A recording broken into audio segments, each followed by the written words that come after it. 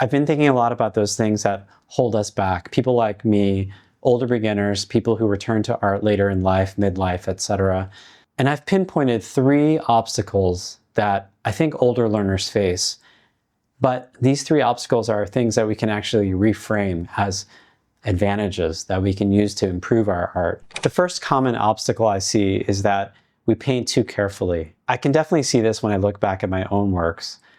I picked pretty complex subject matter to paint, and in hindsight, I can see why I did that.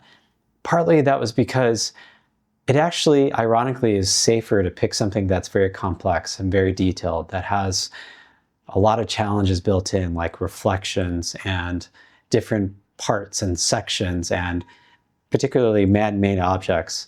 On the surface, that seems backwards, right? We're just starting out, but we want to paint something that's pretty complex. Well, it also kind of makes sense because in a weird way, it's safer. It's safer to actually pick something that has a lot of detail because there's structure to it. There are lines and shapes that are very obvious, even if they might be very small. It gives us a structure that we can paint and work within. It's almost like picking up a paint by numbers coloring page.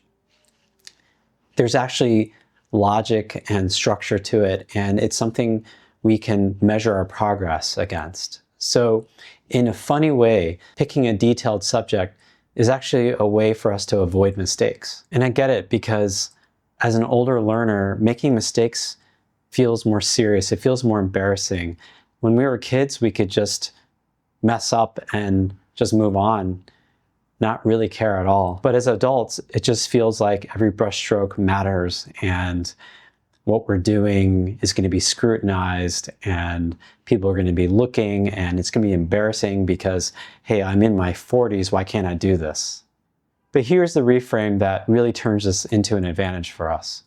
Painting a really complex subject with all its different shapes and different lines and colors and values, it's practice, it's real practice, it's a real discipline. And as we build that image, we're actually building muscle memory. We're also getting time with our tools, with our colors, we're learning the paints, how they behave with one another. Even if we're following an outline or a set of instructions or a structure, and even if we're just painting by numbers, we're actually engaging in a discipline. We're gaining real muscle memory and practice. Detailed paintings are hard, and when you finished one, you actually have something impressive. You can hold it up and look at it. You can see all the hours that you put into it. For me, every painting has memories associated with them. I can remember where I was, what I was thinking, what I was feeling. So doing a complex painting, rather than just viewing it as sort of a crutch or an obstacle, it's actually something we can use to our advantage. The second obstacle is having a production mindset. Because we're older, because we've had jobs, because we've done various tasks, we're probably more task-oriented than when we were younger. And so this becomes an obstacle because we look at a blank page and we don't think about the idea. We think about the challenge of finishing. We think about what kind of end product am I going to have? And this obstacle really comes with a lot of pressure. We start painting, we start working on something, and then inevitably, every painting, especially in watercolor, we get to this ugly phase where it just seems insurmountable. Like you've made mistake after mistake. Nothing seems to be working. When we hit that phase, you can't see the end.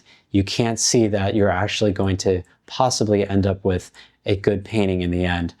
And then most likely, you stop.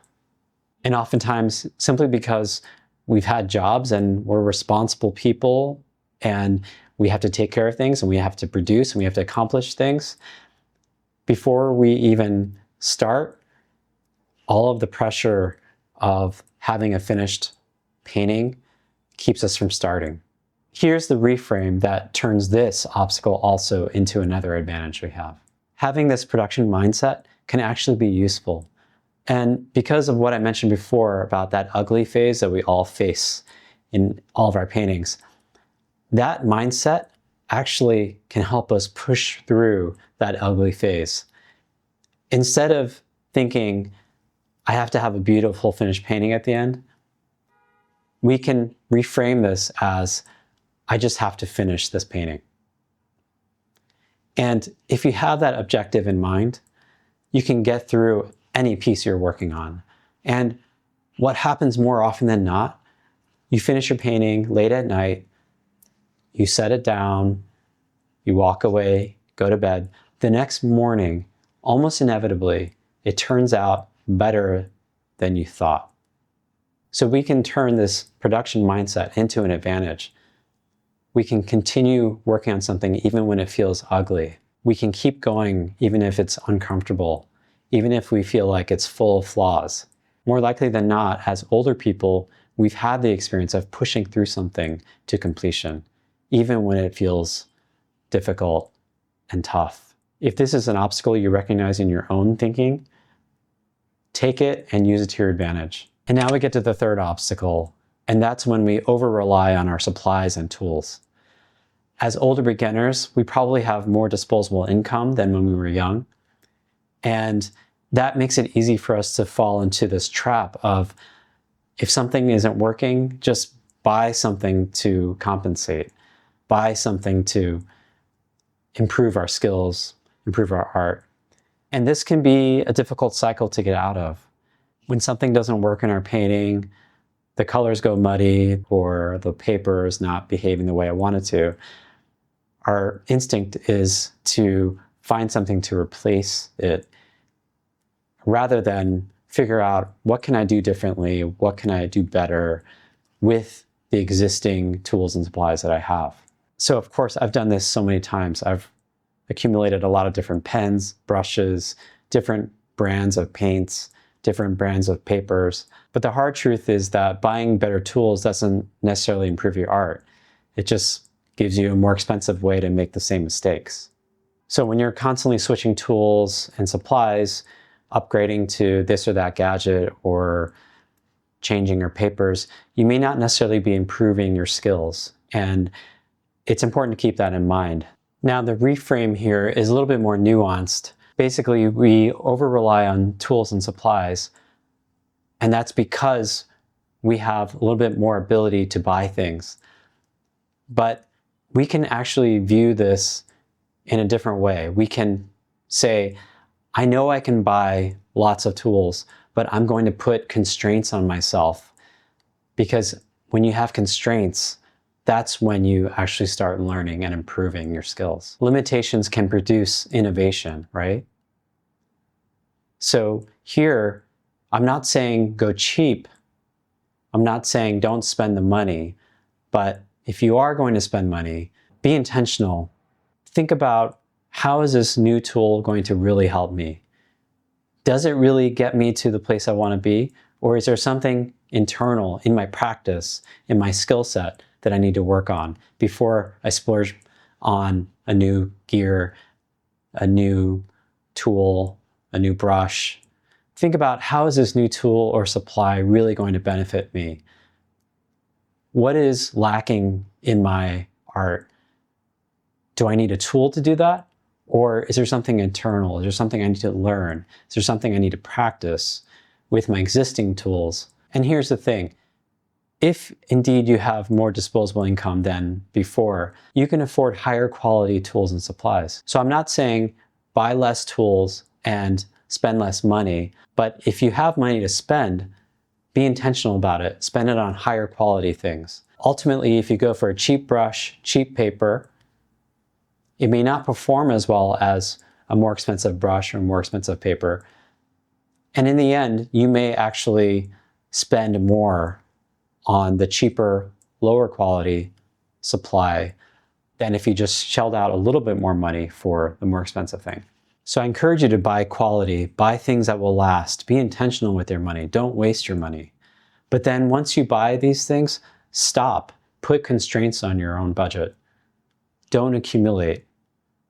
Instead, use these things, max them out. Try every possible technique with that brush. Practice different things on that expensive piece of paper. Use up the entire real estate of that paper. Max out the things that you purchase, and you're going to get better. And then only if you feel like the tool is actually holding you back, that's when it's time to find a way to upgrade. Do as much as possible with what you have before you move on to something new. So wanting to paint very detailed subject matter, having a production mindset, and relying on lots of different tools and supplies, these aren't flaws, but identifying these tendencies can help you avoid the traps that these lead to. And you can actually turn these to your benefit. I started painting in my late 40s. I didn't have any formal training. I've encountered the same obstacles in my art practice, and I'm sharing them with the hopes that this awareness can help you identify the same tendencies if you have them. Maybe this will help you avoid some of the same traps and also reframe these obstacles as advantages. If you found this useful, check out the time I did a live painting demo at a local bookshop. I painted the George Washington Bridge just a few years ago. I thought that would have been impossible, but it just gives you an idea of what is possible as an older beginner, someone who started art later in life. Like, share, and subscribe to see more about my art practice. You can also visit my website, art-francis.com, where you can see my original artworks and prints for sale. Until the next time, go and paint.